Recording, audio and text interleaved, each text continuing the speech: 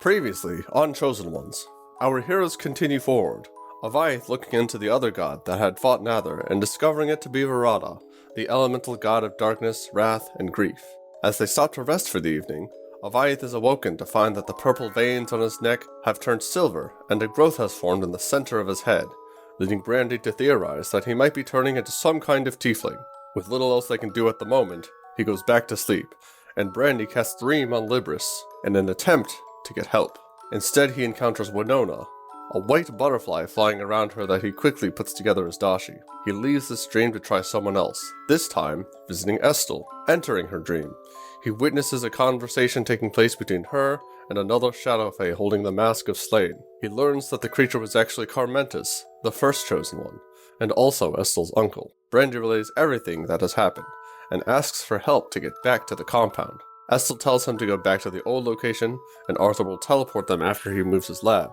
She warns him that if things keep going the way they are, the universe as a whole may be in danger. Meanwhile, Shui has a strange dream of his own, meeting the creature that named itself Abaddon. He asks Shui what he desires, and the bard answers to take away the bad things. As Shui prepares to wake up from the dream, the figure suddenly is in front of him, ordering him to remember what had just happened, so that everyone knows Abaddon is coming.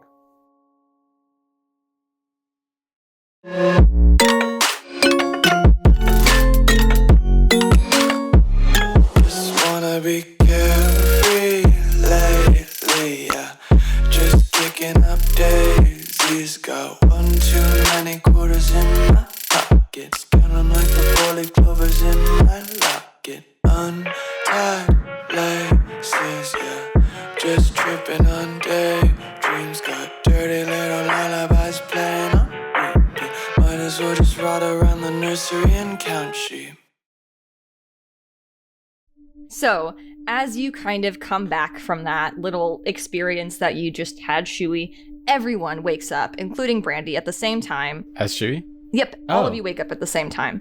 But as you are waking up, you all see each other's eyes kind of just glow very bright white for a moment, like your eyes kind of glaze over, and watching each other seem to just suddenly be pulled back into your heads as this sort of something that you're realizing in the moment is definitely a memory starts to come to all of the surfaces of your mind. And Shui, it feels as if you are transported backwards to about a year prior, as you watch this memory through your own eyes in this very surreal experience of being aware of your current surroundings in the real world, but also watching this memory that has already occurred. And in this memory, you see yourself. You're currently at the edge of the Wicklow Ocean, standing out from the docks as Dashi stands next to you. The city of Greenflower is alive, with activity behind you as if no tragedy has ever befallen it. And you do not have your sword at this point. This was before you got the Beast Blade. But Dashi is currently holding hers and is looking at you with a very tight smile.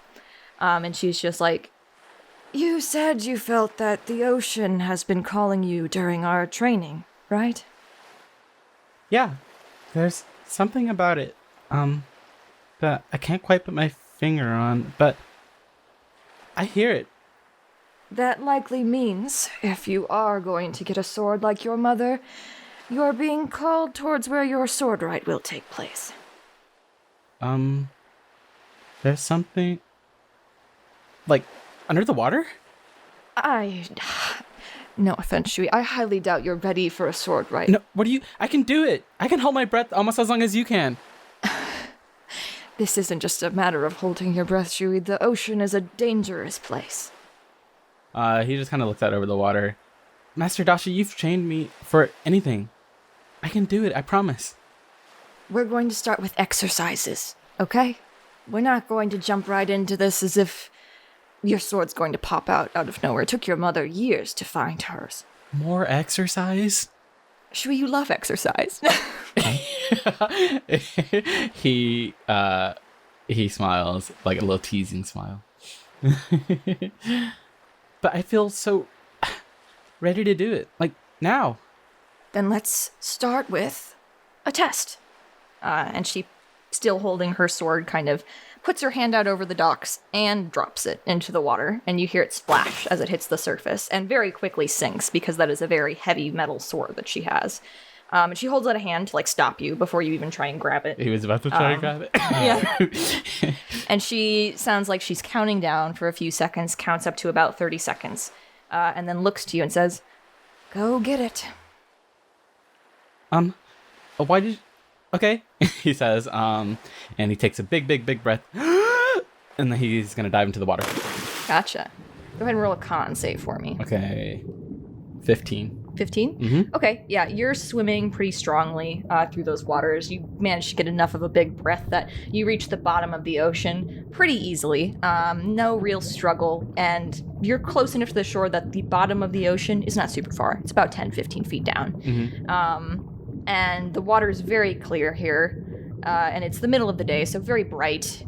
And you're looking around for the sword. Why don't you roll me a perception check? Okay, what's this perception? An 11. So you're looking around in the water, despite it being very clear and you having swam in these waters your whole life and knowing the shoreline pretty well. You've kicked up a lot of sand on your way down, and it's kind of difficult for you to see. And as you're looking around, you do see something kind of brightly glimmering out of place in the sand. Not sure if it's the sword or not. He's gonna swim over to it. Okay. So you swim over to it, and this, it just looks like a very clean white bit kind of sticking out of the water. Well, that's weird, and she likes shiny things, so he's gonna kind of pick it up. Okay. You reach to pick it up, and as you kind of start to try and pick up this kind of shiny white thing that's buried in the sand, you're pulling it out, and you're pulling it slowly out of the sand, and your hand kind of goes inside like a pocket of it, and as you're pulling it out, you realize you are holding the head of a skeleton that is still connected to the other bones that are kind of going down, and as you're pulling it out, it starts to move. The skeleton? Very quickly, yes. Very quickly. It starts as if you have almost awoken it as you grabbed it out of the water. Good morning, sunshine. And it reaches forward and just quickly grabs your arm as you are holding its head, and just snaps its head up and pretty much breaks your grip immediately, and is kind of quickly trying to pull you down as you are holding on to its head. I'm going to crush it. Very simply. Okay, go ahead and roll an attack against it. Okay, he's going to attack it. 19. 19? Okay, yeah, you give it a good solid hit with your unarmed strike there, and you hear within the water, kind of softened by the water around you, like a crack sound as you smack it into the skull. But as you do so and you crack that skull, this kind of these black tendrils start to come out of the skull and start to very slowly wrap around it and seem to be making this kind of form in front of you. This figure is now kind of completely coated in this black substance. It started slowly at first and then almost extremely rapidly covered the entirety of its surface and is creeping up the arm that is grabbing you right now. And you see on this black surface of where the face would be on the skull, two very bright white eyes open up, and the face kind of elongate into what seems to be a beak as it is reaching and just strangling you. Can you make a strength check for me? Yes. 20. Not natural. You feel like you are starting to get out of this creature's grip, but it just will not let you go. Oh my goodness. You are just struggling against it, and as it is, one arm is wrapped around your arm, the other one comes up and grabs you around the neck. That one, which is already covered in that black substance, that is now starting to spread across you. I need you to roll another con save. Oh, that's fine. He's not breathing anyway. No. Okay. Con 12. You feel your breath kind of as it squeezes you. You see bubbles just coming out of your mouth and going up towards the surface as it just squeezes tighter and tighter, and that black substance goes into your mouth as you are trying to hold on to your breath. Yep. And as you are kind of starting to lose consciousness, and you see its beaked face just open up, splitting the way beaks normally don't split down the middle, and lets out a very terrifying scream that just fills your entire head. And you're going to take... First off, roll a wisdom save. Okay. This is an automatic. This is before he has his Venesa. This is before you have your What'd you get? What the what? 2. 2? No. You're going to take 24 psychic damage as it screams. Yep. And as that happens, and the secondary effect of that scream seems to take over you, and you start to lose consciousness and just slowly fade as your body stops struggling and this creature just slowly starts to pull you forward. And as your eyes are flickering in and out, you just see kind of like long black hair coming off from this creature, and the beak's still open and screaming, and it seems to almost start to enlarge in size as it starts to drag you deeper into the water. And your consciousness just goes out. You are unconscious now. Oh my goodness. It's dark and it's cold, guys. And it tastes horrible.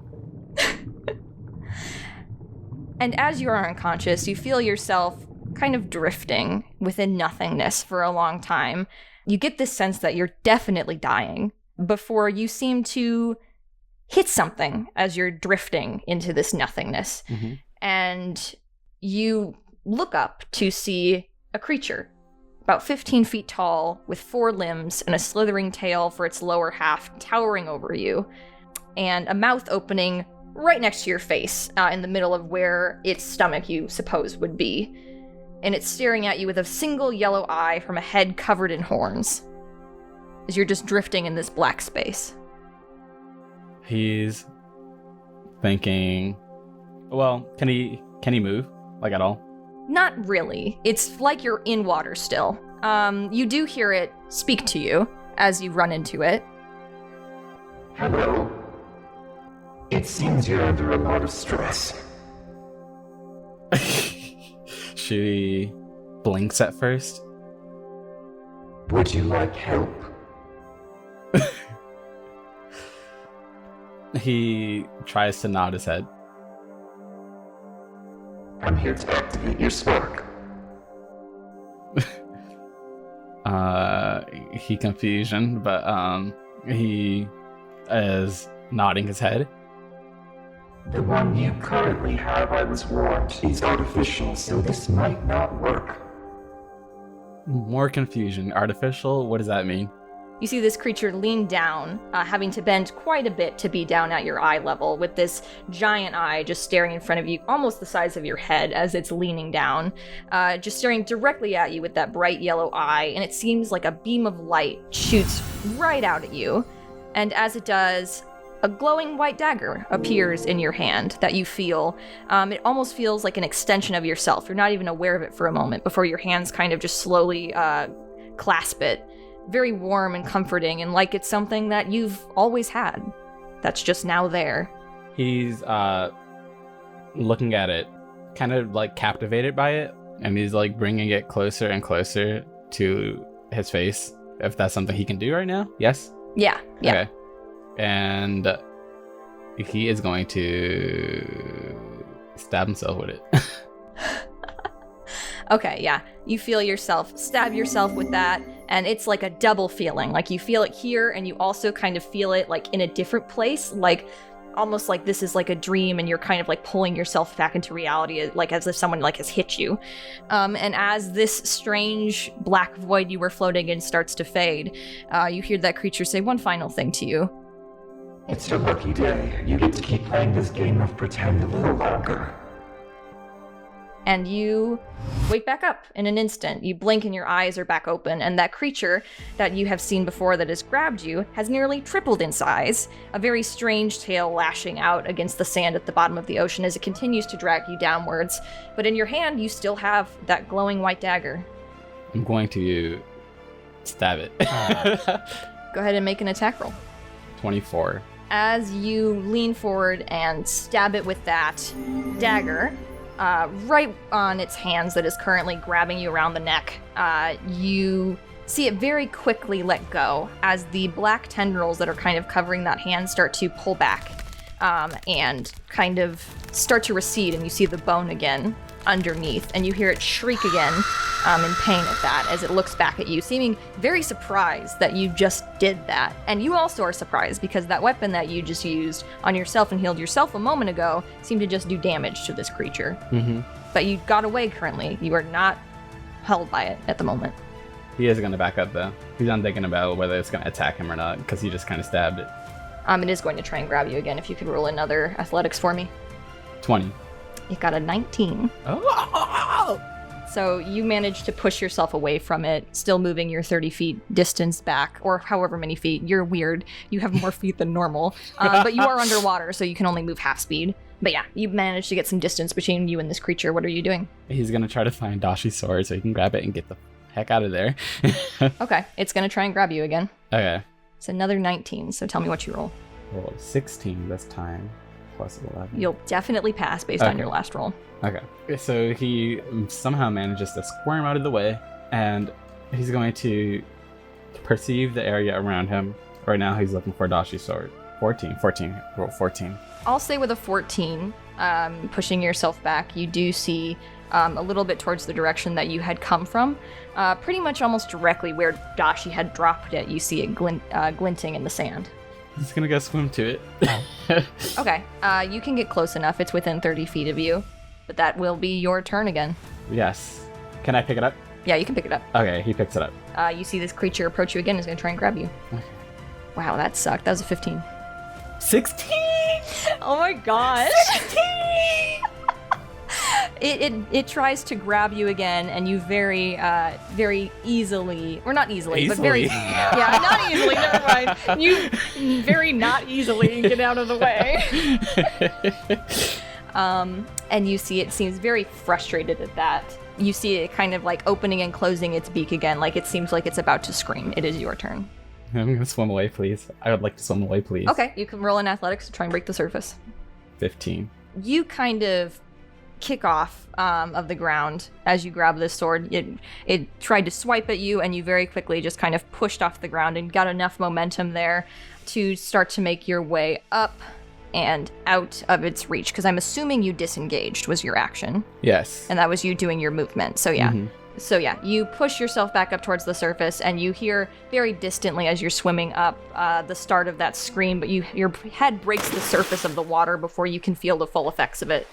And as you're looking kind of down towards the water, you feel that memory kind of start to fade that you just had. The creature down there, both creatures that you just encountered, just kind of very quickly and seamlessly start to leave your mind as you are just floating up on the water with Dashi's sword in hand. And you look down, there's nothing there. And you see Dashi standing next to the dock and being like, "That took you a few moments longer than I thought it would." He like takes a hand and like, you know, kind of touches his throat, and he's like, it was just really dark. Perhaps we need to do some more training. And that's where that memory ends. So Theo, this same sensation that Shui just experienced of seeing through your own eyes and watching the actions of your past self also begins to happen to you.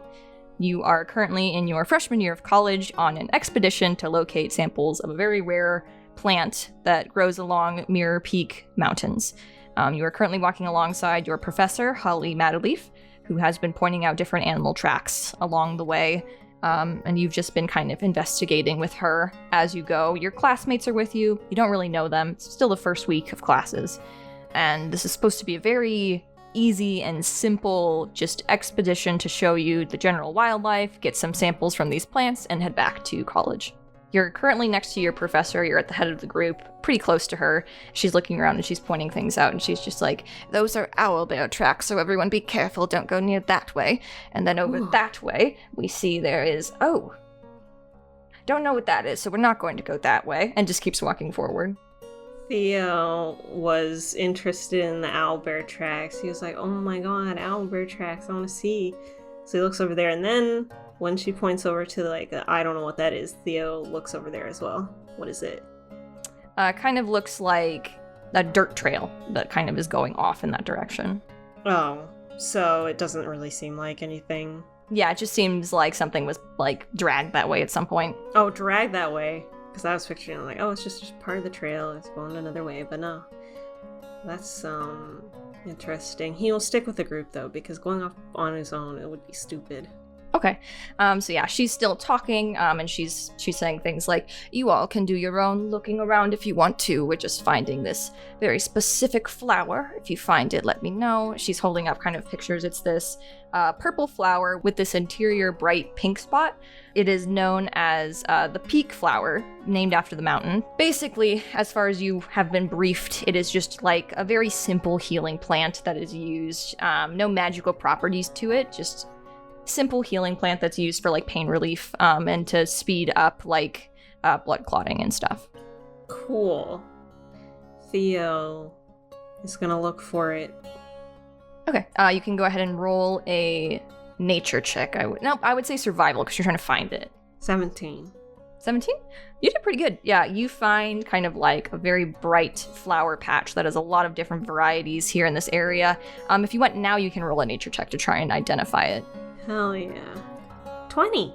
You find it pretty easily looking around this field. You just kind of go right up to it. You don't pull it out because you know you're just you're supposed to be kind of like waiting for the professor essentially to give you instructions after you find it, but you do find it. So unfortunate because he does kind of want to pick it, but I mean, you can not follow instructions. He'll inspect it and the things around it. Like, he wants to check out if like the leaves are looking nice and if the stem is healthy. You rolled pretty high on your nature check, so I'll say with that, you're looking at it and it's in pretty good shape. This flower in particular, you know, has trouble growing and has trouble especially staying alive in this region because a lot of animals like to eat them. But as you are kind of looking around and looking at it, you see underneath one of its petals is this little tiny pile of these little white orbs. No bigger than the tip of your index finger. Little white orbs. Investigation. 10. You're looking at them and it seems to be some kind of nest. Some kind of nest. So, like, I don't know if it's for insects or birds or... Yeah, you don't know. But as you're looking at that, you see your professor kind of come up next to you and lean down and be like, oh, good job, Theo, you found it. I mean, it didn't seem too hard to... I just saw the colors from the corner of my eye, so... Well, you were the first one in the group to find it, so good job. Good day for a rookie. Cool. And she's looking down at it, and it's just like pulls out a little notebook from her satchel and hands it to you with a pen. Is like, why don't you take some sketches of it first before we pluck it? Theo brightens up a bit and gives a nod, and he's like, oh, sure, of course. He's gonna do that. Go ahead and roll performance. Shit. Shit. 8. You start to sketch, and she's looking at it, and yeah, she's like frowning a little bit. But as she's looking at your sketches, she kind of looks back up towards the group that she left to go check on you, and you see her frown immediately as she is looking, seems very particularly at someone, and is just like, wait, when did... I thought they were suspended. And she kind of smiles at you hesitantly and is just like, hold on, Theo, keep drawing those flowers. You'll get it next time. And she gets up and starts to move back towards the group. Okay, he was like gonna mention the little white specks, but then she goes, and so he's like, well, continues to draw. I guess it's like he's holding it in his hand, like there's no surface to set down.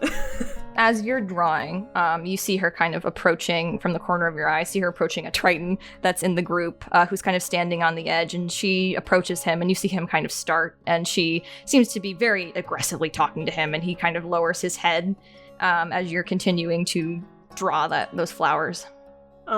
He looks with like an eyebrow raised a bit. He heard the whole, I thought they were suspended. So he doesn't know the deal with that, but it seems like they aren't aggressive. It seems like they just kind of mousy, I guess. So he just watches for a little bit, because it don't seem right. As you are watching them, I want you to roll a dex save. Not 20. Oh, damn. Okay, yeah. So as you are kind of sketching these flower petals, you see very quickly kind of coming out underneath the brush nearby, just this incredibly large snake after you hear a little bit of rattling as like a warning, but you had been too distracted looking off to where the teacher was. And you see it just kind of just jump out at you, trying to bite you, as you see an Ashander cobra, one of the most venomous snakes in the entire continent, try and bite you as you quickly bounce out of the way. He bounces up and does like a little flare with the, not a flare, but like he kind of like waves it away with the little pad of paper, kind of freaking out a little bit. And then he's like, oh, I think I know what those white specks were. I need you to roll another dex save. 21. Okay, 1 second. Yeah, okay. As you jump backwards, you hear an additional rattling sound coming from behind you as you see another Ashander cobra kind of sneaking up from behind you. A second one try to bite your leg, and again, you jump out of the way. Oh god! Oh my god! Why over here? Why now? He's like flailing around. Yeah, you see your professor's head turn as she hears you screaming, essentially, and her eyebrows raise. What are you doing? He's basically like flailing around. Like, you know how people with mice kind of like do the little hoppy steppy? Yeah. He's doing that and also kind of like swishing the little journal back and forth to like kind of hope that it'll swat them if they try to get too close. He's trying to back away, I would say. Okay. If you're trying to back away, you are within their range. They will get opportunity attacks against you. Cool. He doesn't know D&D yet. And these are just attacks. They're not saves. Now that you've seen them, these aren't any surprise kind of things. So that first one is a 12, so I don't think that hits you even at this level. Yeah, that doesn't hit. And the other one is a 16? Yes, that hits. So as you are backing away, your teacher's kind of shouting out, Theo, what are you doing? Are you dancing? And then, this snake just jumps up at you, and you hear her scream as she sees it, and it latches onto your arm, and instantly just searing pain all up and down your arm. And your vision just kind of starts to blur, but not go out, just get incredibly blurry, as it almost seems like the world around you just loses color as this happens. Okay, well, he was shouting like danger right before he got bit, and as he's fading out, he, I guess, mutters like danger, like, you know, fading. So you find this world as it kind of loses color, and you're just standing there, almost you yourself frozen, as this pain is going through your arm. You feel a shadow kind of go over you from behind in this moment, and the pain stops. The snake is still in your arm, but it kind of just seems to entirely stop for a moment as this shadow goes over you. He's like, oh, I'm dying? You hear from behind you. Who are you? He stumbles, if he can. Yeah, you can. Can you turn around? Yes. He turns around.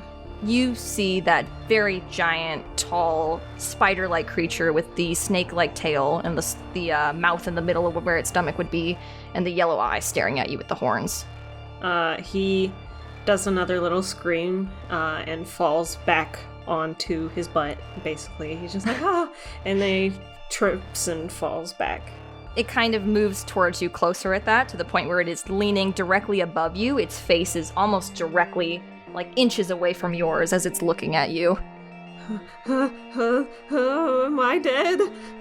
I don't have you in my notes. I don't know what that means. Is this your first draft? I don't know what that means. You see it kind of back away at that, as it seems to be thinking and like cocking its head a little bit at you. And then you see it bow to you. He looks confused, and he's like, actually, he looks at it confused, and then after a moment, he looks over to the snake in his arm still, and he starts patting his own face to, like, try to wake himself up, and he's like, it's a dream, I'm dying, I'm poisoned or something. It's so rare that new characters are added to these stories. I'm honored to meet you. He's just kind of looking around at the things that he can see, just freaking out.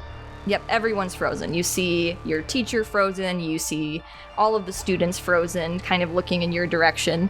And this creature seems to almost become aware of the fact that, like, you are very clearly in a moment of panic. It seemed to have been, like, very keen on trying to figure out who and what you were. And as it kind of realizes that you are in peril, it looks at the snake on your arm, cocks its head at that, and just says, Can't have you dying here, then. and it vanishes. And the world starts again around you as that pain in your arm does not come back. The snake is still hanging on to you, though. He starts, because I imagine the snake starts moving again. Yep. Yeah, okay. He starts smacking its head and such, and kind of like kicking at the other one so that it doesn't come near. Just trying to get it off of him. You can go ahead and roll, we'll say, a strength check if you're trying to pull it off of you. He's trying to smack it off of him. He's not trying to pull it, because that would pull his skin. Then you can do an unarmed strike. So that one. Oh my gosh. Yeah, you're trying to hit it. You are very unsuccessfully getting it off. But as you are doing that, you see your professor kind of run up and point to this monster, and seems like her eyes kind of flash for a moment. Not monster, sorry. Point to the snake. Monster to you in the moment, maybe. Yeah. She points at that snake, and you see it kind of freeze up and let go of you and drop as it seems to be stunned. And she's running up to you and sees the other snake trying to go for you again, is very quickly dragging you. And she's just like, oh gosh, those are very poisonous. Oh no. And is like trying to pull you out of the field. I don't feel anything. Is that the effect of the venom? Does it numb you? She's looking at you, and then as she's pulling you away, she seems to kind of register what that snake was and seems extremely confused as she is pulling you away, and is like shouting at the other students to be like, we need to get out of here immediately. If these things bite you, you die almost instantly. We need to go. And she is like moving and pulling you away, but still seems very concerned. You very clearly had this snake right in your arm, but you don't seem to be experiencing any effects. Theo, are you sure it broke the skin? Yes, when it first, it was very painful. I don't think I would miss that, but I don't feel it now. What do you know about the venom properties? They kill you almost instantly. It is a magical snake that paralyzes you and then shuts down your heart within a minute. Am I still... Oh god, am I still hallucinating? Oh. He smacks his face a few times. She kind of just puts both of her hands on your shoulders, is looking you up and down. You see her whispering something, and you feel, even though you haven't lost any hit points, like, definitely she's casting some kind of healing on you, as she's looking you up and down, and she's just like, it's okay, we'll get you to the nurse's office right away. Okay. We'll figure out what's wrong with you. And as she says that memory very quickly just fades away. Or not fades away, but like the memory of that creature does, essentially. But that snake encounter is still present in your mind. He's like holding his arm carefully, because despite it not being in pain, he feels as if he's still in danger. Again, he's assuming that there's some sort of numbing agents within the venom. Yeah, for sure. And they quickly start to lead you away, and your professor is leading you back to the carriages that you and the students took to be able to get to the mountains, and very quickly start heading back to the college, and she's monitoring you the whole time, just incredibly worried and concerned, and she's checking where this thing very clearly broke your skin. She's looking at her notes, trying to confirm that, yes, that was the creature that you saw, and you just have memories of being rushed into the nurse's office, everyone panicking, and there just being a lot of confusion as you don't seem to have any poison in your body. Besides the initial bite marks, there's nothing that appears to be wrong with you, and you don't even take any recovery time after this. That is the end of your memory. Dang, who would have thought? You dodged so well. I did that. I was like, it's gonna bite you. I was like, you don't have a choice. It has to bite you. You should have just not made me roll. paradox. I do like that you kind of dodged it a lot, because from the audience perspective, they're like, he has to be bitten. Like, Yeah, it is. It was really funny though. Yeah. there was originally just gonna be one snake, and I was like, well, I guess the mom's here too. Like, but yeah, we are going to move on to Aviath now. Goo goo gaga, it's me, baby of ice. I know, I'm so sorry, Jay. You may not have much to do for your scene. I love that you think. I love that you knew what was coming. Mother, please give me my pacifier. Mother, It's that request fucking sustenance. Anime. It's that anime where the baby talks. Oh my god. Anyway. Goo goo gaga. So, Aviath, you also are having this experience right now, that feeling that the others have had, which is super weird for you in particular, because you are suddenly incredibly small, and I mean very small. Like, you realize quickly that this memory you seem to be having is one that should be next to impossible, because you appear to be under 2 years old as you kind of look down at your little baby hands.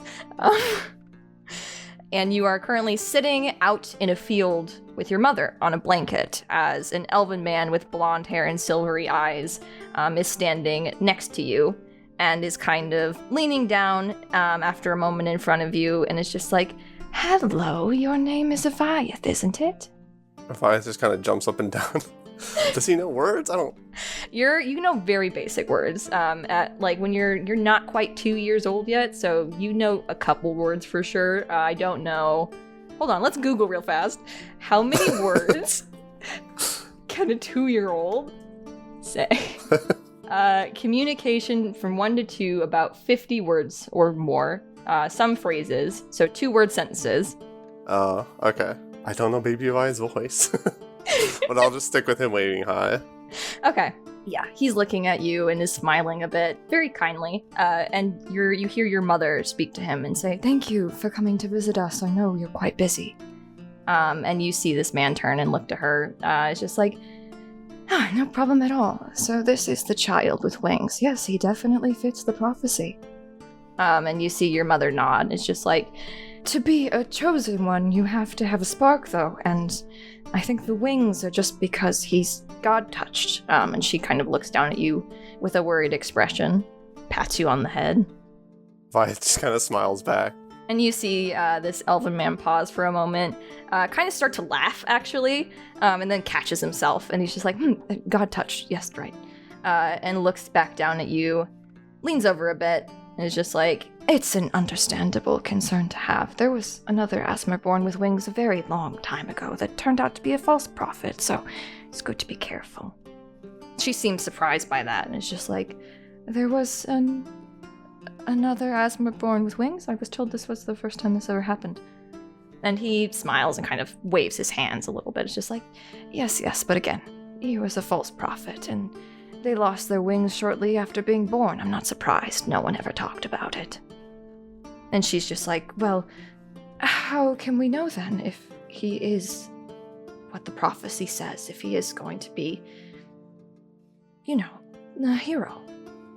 He looks to her and just says, "I just need to confirm he has a spark. We have a lot of professionals back in the kingdom that can do just that. It might take a few years for our methods to show results, however." And he sits down fully next to you at this point and is kind of reaching a hand out next to you and looks towards your mother. It's just like, "May I hold him for a moment?" And you see your mother hesitate, especially after he says, like, it might take a few years. And you can see, like, the gears turning in her head as she's trying to figure out what he means by that. And she's just like, "Of course, King Larkspur. Yeah, you can hold him." And you see these hands kind of start reaching out to grab you. Aviath puts one of the hands in his mouth. You see him wince at that, but he does pick you up and seems to be holding you and looking you over for a moment. And is just like, "Yes, definitely has the wings. I don't think the eye glowing isn't a problem yet at this age." And she nods and is just like, Yes, well, when he gets older, maybe. Sometimes his father gets blinded if he looks directly in them. And you hear him laugh a little bit again at that, and he's just like, well, like I said, it takes a few years for our methods to work, but we will confirm whether or not he has a spark.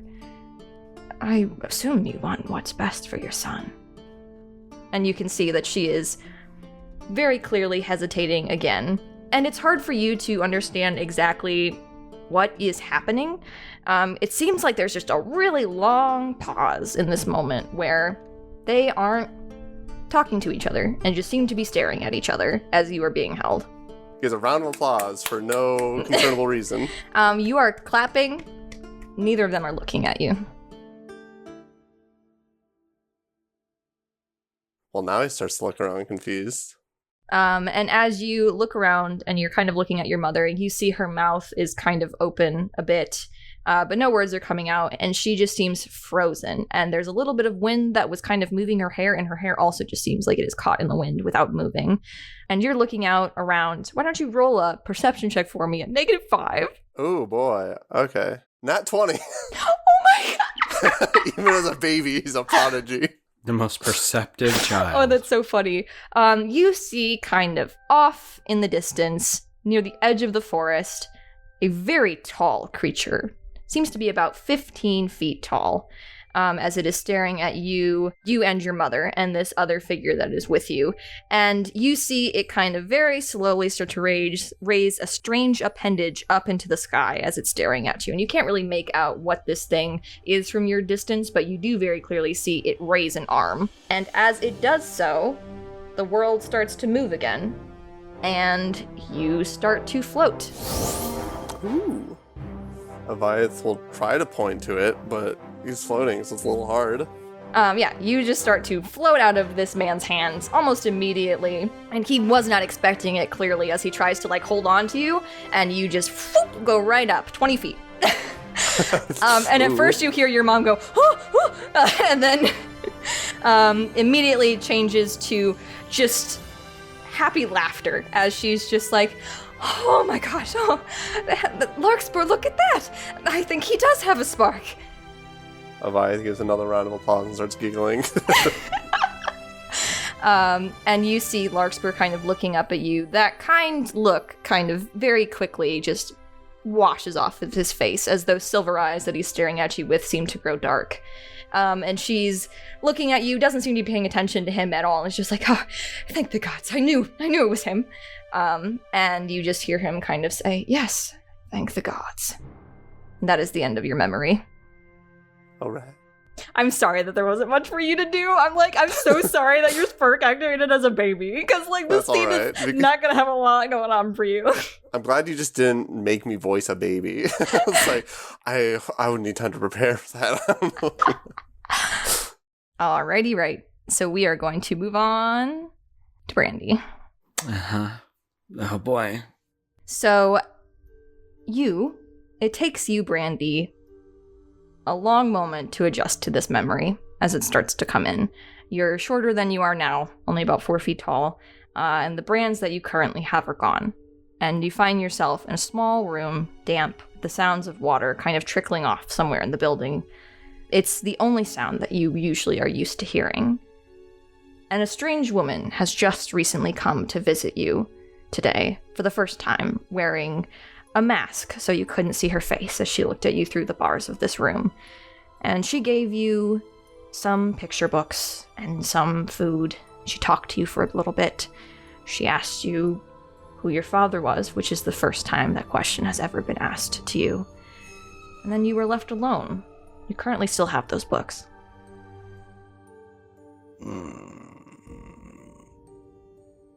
Brandy flips through them when he doesn't think anybody's looking at him because he's scared to touch anything. So when he thinks people aren't looking, he flips through the books. You're leafing through these books, and you land on one of them, on a picture that stands out to you because it's very frightening and different from the other pictures in this book. It is of an entirely black creature that has kind of been scratched into these otherwise complete illustrations. with very bright white eyes and a beaked face staring out of the book out at you. And as you're looking at this, it takes you a moment before realizing that the constant dripping you've grown so accustomed to has stopped, and a shadow has come in front of the barred window of your room. Slowly looks up. You look up to see, crowding the hallway, barely fitting within, as they are clearly crouching down, that spider-like creature that the others have seen at this point with the piercing yellow eye looking in. So, he doesn't really have a reaction, I don't think. He kind of looks at it for a while, very just, almost tiredly, or almost, yeah, I would say just tired, as he's looking at it, and is just like, who are you? Takes a moment. You see that eye kind of slowly close and open again as it's looking at you. Hello, child. My name isn't important. Something that you should know. Well, I ain't got a name either. I'm sorry about that. It's just the way things are. I'm here to help you. There's no helping me.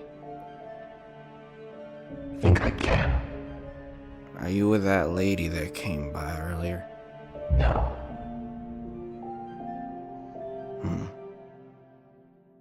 I'm going to give you something, though. They might take it away. Not this. Blinks in confusion. I'm going to give you something. So that you can get... And you see it freeze. Uh-oh.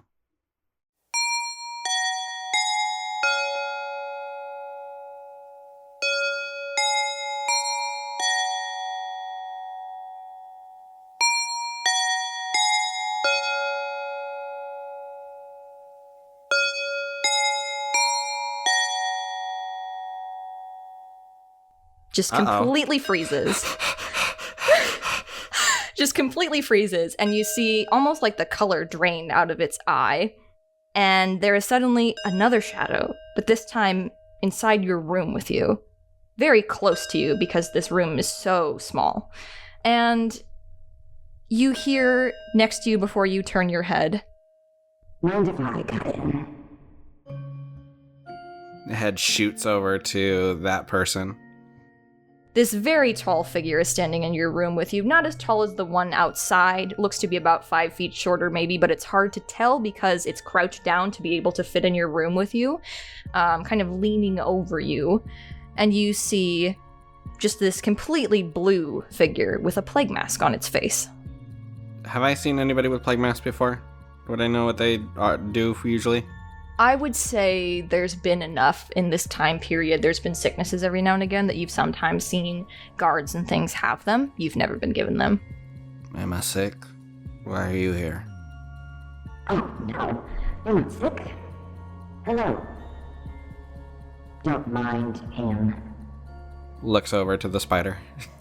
He doesn't know what's happening. This is the first time his own little trick has been pulled on him, so he won't catch on for a while. Oh. You're Brandy, right? Oh, no, not yet. No name, just an innocent. No name, no. Do you mind if I sit with you? Okay. I don't know that I'm innocent, though. Everybody around here tells me, I'm, monster. He kind of very slowly sits down in front of you at that. Lets out a very big sigh, and it's just like, Well, they don't know anything. I don't think they're a monster. Kind of like pulls knees to his chest uncomfortably. It's unfortunate that other people decide to put labels on things, isn't it? What's a monster? What's a good person? What's a bad person? Do you think you're a bad person? Yeah. Is it because they told you that you were? Yeah. I ain't never been anything else. So they decided that you were a bad person. You didn't come to that conclusion on your own, they just told you. I've done bad things. Everything I do is wrong. That's incorrect. Looks confused. What you do is wrong, according to them. If you followed your own rules, everything is right. Very confused. How would you like it if I told you that one day you get to leave this place? That ain't... No, that's not. You get to see this whole country and make friends, so many friends. Don't... Is this some kind of joke or... No, it's not a joke. There are people who are going to want to meet you and get to know you, and they'll make you feel like you're worth something. But not right now. Not yet. You haven't had the correct experiences for that to happen. I don't know what you're talking about. And you see him point to the creature behind the bars that still seems to be frozen. He was going to try to do things the easy way. I'm offering you something that has longevity. Sorry, you probably aren't old enough for that word. Something that is going to last you a very long time, and in the future you're going to have a lot more. What do you mean? I'm going to give you something. Something better than what he was going to give you. And you will get out of here one day. Blinks. I think, personally, you're going to make the world a lot better place. I don't know about that. And you see him kind of look down at you, and then look back out, where a couple guards are also kind of frozen off to the side. It's quite unfair how you've been treated here. No real way to defend yourself. I guess. I'm going to give you a way to defend yourself, so that you can have a chance to meet all those wonderful people. I see you got a little storybook there. That's nice. Did my friend give that to you? You know the lady that came in? Yes. I visited her before too. Oh. Yeah, she was asking me all sorts of weird questions. She's like that. You're going to get a lot of those questions. So she comes back. A couple more times. She'll teach you how to read books. I'm going to tell you a story right now too, though, okay? It's going to be important. Very important. But later. Okay. And you see him as he is leaning down, or sitting down next to you, reach up and kind of pull off that plague mask that's on his face. And you can just see those two piercing blue eyes coming out. And this black substance underneath the mask, kind of like wriggling and crawling all over his face, so you can't make out anything underneath. But as he's looking at you, you feel through this memory that he is looking at you. Ugh.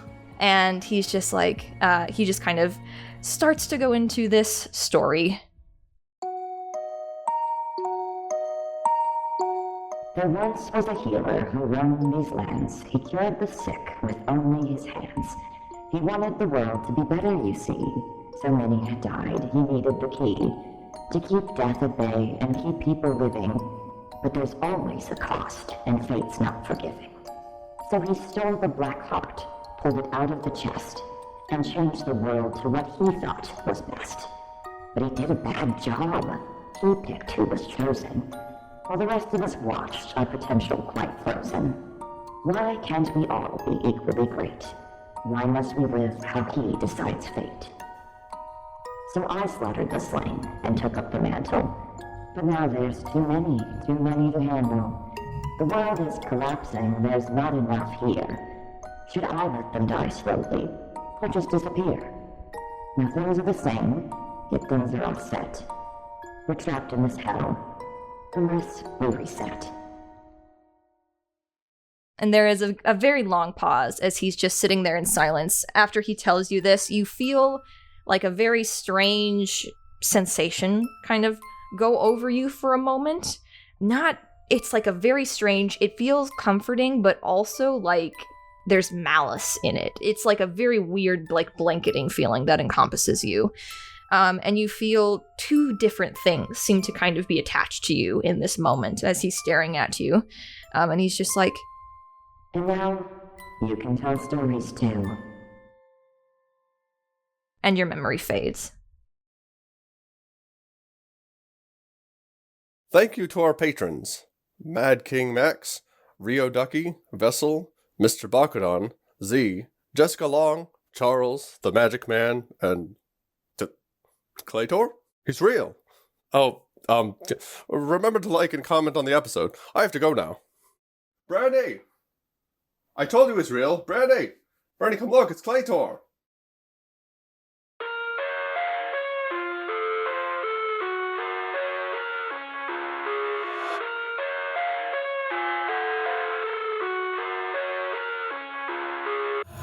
I wanna taste your content, hold your breath and feel the tension. Devils hide behind redemption. Honesty is a one-way gate to hell. I wanna